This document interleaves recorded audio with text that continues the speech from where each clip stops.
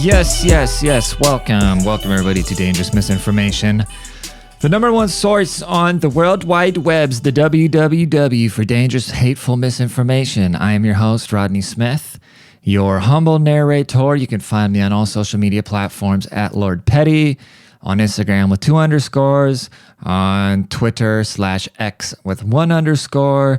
I think on, what's the one thing called TikTok with 1 or 2 or 0 underscore. I don't know, dude. But it's the same face everywhere. You can find it everywhere.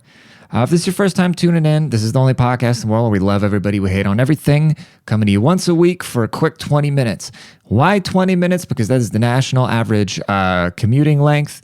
That is as much attention span as I think the average person has.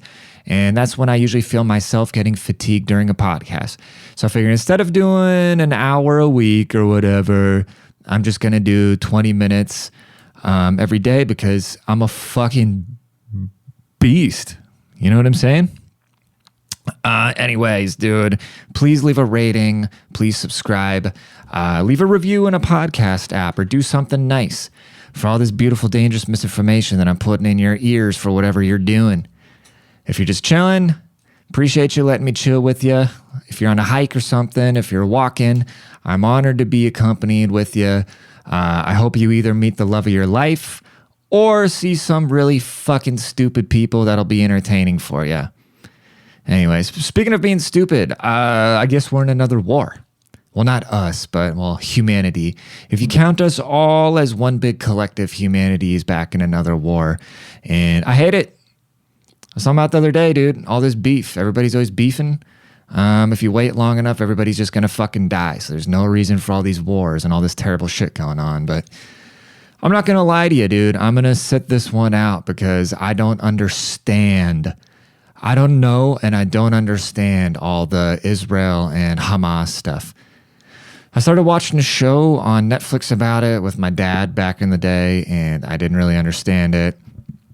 I just couldn't get into it. I think it was dubbed. I think it was actually made in like the Middle East or something. And yeah, as far as I know, these Hamas bastards went into Israel and they just started slaughtering people and taking videos and going, Allah Akbar.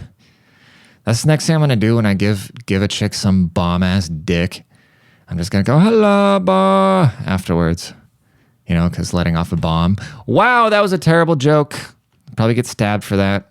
Shouldn't that tell you something about the world, though, where, you know, we talk about religion of peace, but if you say anything about it, you got to worry about somebody fucking ganking you. Then meanwhile, Christianity is just the most pussy thing ever. You have fucking drag queens running around during mass at this point. I don't know, dude. Organized religion, I don't really fuck with it, to be honest. I like it. I think it's necessary, and I believe in God and all that, but you just can't. I can't have another man telling me about my relationship with God. You know what I mean? There's certain things where it's ignorant to think that you're not a part of something bigger than yourself. These like super atheists, they're always super arrogant. They always think they're the center of the fucking universe. But then the super religious nuts, it's just always like, all right, dude, well, we're kind of rolling the dice on our quality of life while we're here, guaranteed, and we don't really know what's going to happen afterwards. So we probably shouldn't be killing each other over what might happen when we're gone. But hey, what do I know? I'm just a little country boy from the motherland. I like my little sauerkraut sandwiches. And that's it. I just want to do my dumb little podcast, eat my sauerkraut sandwiches, hang out with my friends, drink my seltzers because I can't eat gluten. I ate pizza for the first time last night in a long-ass time, and I've been not feeling hot all day, dude. I think I do have a gluten insensitivity, but we'll see, dude. But yeah, I just don't understand. I don't understand this conflict. It sounds like the Israelis took Palestine from the Palestinians at one point, and the Palestinians are really pissed off about it, so they go and slaughter Israeli civilians or something. And I don't know, man. It's just a very ugly situation, and to be honest, I just have no interest in that part of the world. It just seems like it'll never end. It seems like no matter what you do, it'll never end. It's just all these fucking holy wars, and yeah, like where does it end? It only ends in us pushing buttons. And somebody tweeted earlier, I can't remember who it was, somebody really famous. They're like, what's it gonna take to have peace? And my response to it was nukes. That's the only thing that's gonna take, the fear of it or the actual launch of it. It's like, why? That's the only reason anybody gives a fuck about Russia or North Korea. Like, what's Russia's GDP? Like, what does Russia export? What does Russia do for the world? Russia doesn't do shit. The only reason we put them up there is because they have nuclear capabilities. Or North Korea is literally the fucking butthole with the hemorrhoid of the planet. The hermit kingdom, where that fat little Chewbacca looking fuck chain smoking cigarettes and shoving cheeseburgers that his father allegedly invented in his big fat fucking face. Recreating like what a prick. People starving and shit like that. But the only reason we're talking about them is because they have nukes. So nukes are like, how in America you have to have money to have clout. Like, you can be the most whatever, but you need money to establish credibility in certain fields, pretty much everything, especially having the clout. On the world stage, to have clout, you need to have nuclear capabilities, because there's a lot of countries that we talk about that do absolutely nothing for anybody, and the only reason we talk about them is because they can put their finger on a button and send us all into the afterlife, and that would fucking blow. Imagine you're just going about your business one day, right? Imagine you're just going about your fucking business one day and all of a sudden nukes start ringing. You're like, I'm just trying to pay my bills. I'm just trying to go to my little nursing job or whatever you may do. Mind my business. Be nice to my friends. Have a good relationship with my parents. I don't have beef with some Russian or some Iranian. I don't care. They're probably cool people. I got no beef with them, right?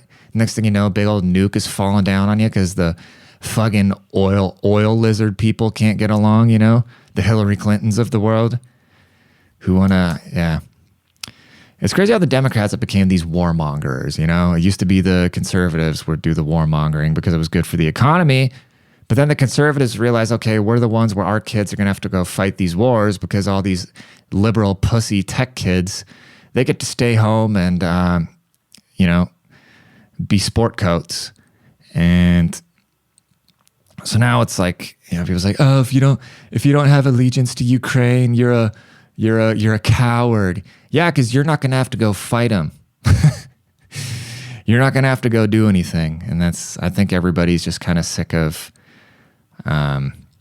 we know the effects of war. We've seen the PTSD. We've seen the death. We've seen the destruction. We know it's possible. So anybody in their right mind wants to avoid it at all costs. It's like being in a fight. Like, anybody that knows how to fight is going to avoid a fight because they know you could possibly die during the fight or end up in jail, like really hurt somebody or get hurt yourself. It's people that have never had their ass kicked that want to walk around and like road rage and shit, And so I trust when I hear combat veterans saying, yeah, I don't ever want to experience anything like that again, and I don't think anybody else should ever have to experience it. I trust their judgment, dude. I don't want to go see my buddies die, and I don't want nukes flying over my head. So all y'all can suck my big old fucking donkey dick as far as that goes, dude. Yeah, but what do I know? Who am I? It always cracks me up. It always cracks me up when I say something on the internet and then I put the clip out there and like the clip goes on a YouTube short or something where it goes to people that don't know who I am. Somebody's like, yeah, but who are you? I have no idea who you are. Wow, it's not like there's 7 billion people on the planet and you don't know who I am. That must discredit me in every way, shape, or form because you don't know who I am. I mean, what? If you don't know somebody, right? Random guy in Minnesota, right? Stumbling across my channel. If you've never seen me before, that must mean I must be just the absolute scum of the earth. Doesn't matter. Shut my shit down. I don't deserve to be here. Dude, yeah, I don't know who you are. Yeah, I've never heard of you. Some fuck without a profile picture. Of course you never heard of me, dude. There's 7 billion people. And everybody has an internet connection. If you can capture 1%, right? If you can capture 1%, what's that? 1% 1% of the world population, okay, if you're going to generate 1% individuals, more than 1 million, blah, blah, blah, blah. God. No. How many people is 1% of Earth's population? God, dude, why are you doing this to me? Well, see, population is 7,953,952,567 people. So 0.01% of the population is 795,396 people. So if you can capture 1% of the Earth's population, right? Just one single percent, that is 7,795,396 people. So let's just talk probability here, okay? It's not like I'm a math major. I dropped out of college and I took the same math class 3 times in high school just because I wouldn't go. Shout out Miss James for dealing with me. But she didn't go to prom with me. I asked my high school math teacher to prom and she wasn't having it. I liked her because she always smelled like coffee and cigarettes. It's like, yeah, she a real one. And one time I ran into her at the doctor's. I was like, oh, Miss James, what are you doing here? And, I was probably there to get my fucking chlamydia under control or something. I don't remember what it was. But, yeah, it was a weird place to see her, but she was cool as fuck. Shout out to her. But anyways, 1% of the population, right? 700,000. So 795,000 people would have to know who I am just to get 1%. So it doesn't mean anything if you don't know somebody, all right? It's not like everybody is fucking Michael Jackson. So, and plus that shouldn't be your self-worth anyway. I listened to the new Drake album because I wanted to see what the people without personalities is going to be for the next 3 months. And Joe Budden got in my head. Joe Budden made a remark about Drake. He said that Drake is 36 and he's still rapping to the kids. And Drake understands something that we all don't. Otherwise, he wouldn't be relevant for the last 15 years and be number one. But I do agree. I don't want to hear Drake rapping about bitches anymore. Like, we all know, Drake, you can have any girl you want. It's not impressive. We all know you have an airplane. That's awesome. But what we really want to know is what it's like to be Elvis in the digital age. And let us know a little bit about the background. What are the lizard people doing to you? What are the offers coming your way? Where do you go from here? Like, expose us to your world, Drake. Don't talk about, there's this weird body line, like Future's aesthetic is like this too. Like Drake and Future have this like over the top cool personas, aesthetics where they take themselves like very, very, very serious, When at the end of the day, like you're talking into air, guys. Like you're not, sure, you're giving people a feeling, you're creating a backdrop to the times, to the memories people are creating, but you're taking yourselves pretty serious for that because most of the time you're just rapping about bitches, money, and liquor, or selling drugs to people. So it's really not that serious, guy. But yeah, I guess I'm not doing any different. But it's always weird when you get the wannabe people, the people where they wait for the Drake. Like I said, you get the people that wait for the Drake album to come out so they can see how they need to adjust their personality.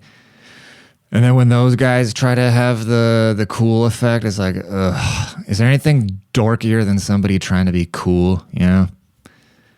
Pretty fucking whack. But yeah, I didn't like the album. I feel bad saying it. I didn't like the album. And sounds like Drake has some stomach issues. Sounds like all the real ones have stomach issues. Kurt Cobain had a fucked up stomach. Drake has a fucked up stomach. I have a fucked up stomach. All of us, everybody who's somebody has a fucked up stomach. And I think, they say the mind-gut connection. And I do think the things that give me the abilities to do the stuff that I'm passionate about, what some people might label, you have to be kind of crazy. You know what I mean? You have to be kind of crazy to go after certain things and be a certain type of creative, you know what I mean? And where it's like, I bet you anything with Drake, like his stomach issues are probably psychosomatic because he's fucking Elvis.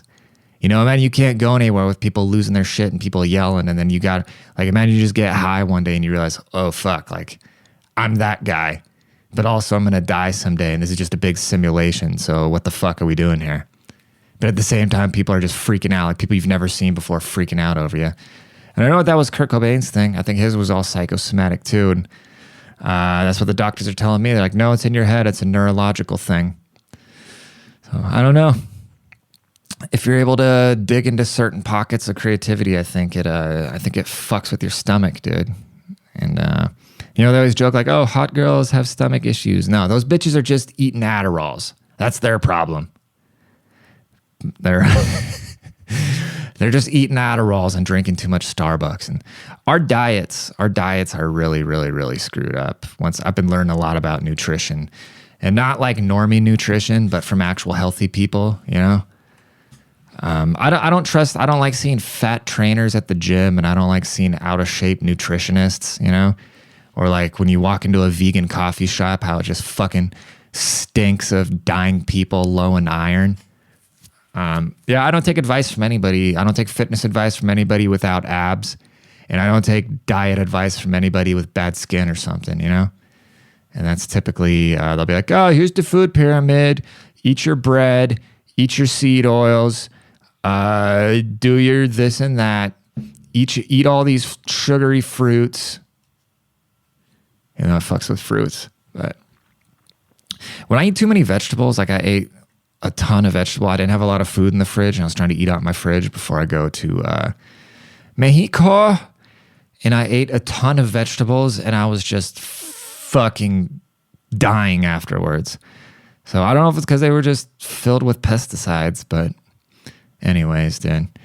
Sounds like Butthole Biden has the Israelis' backs. So I think for now, because we are blessed to be on this beautiful continent, protected by the U.S. military, all the brave souls, whether they're gender neutral or not, I think we're going to be safe here. So that is our American privilege back at it. So, you know, God bless the United States. God bless y'all. And, yeah, dude, just, I don't know. Shit's making me sad.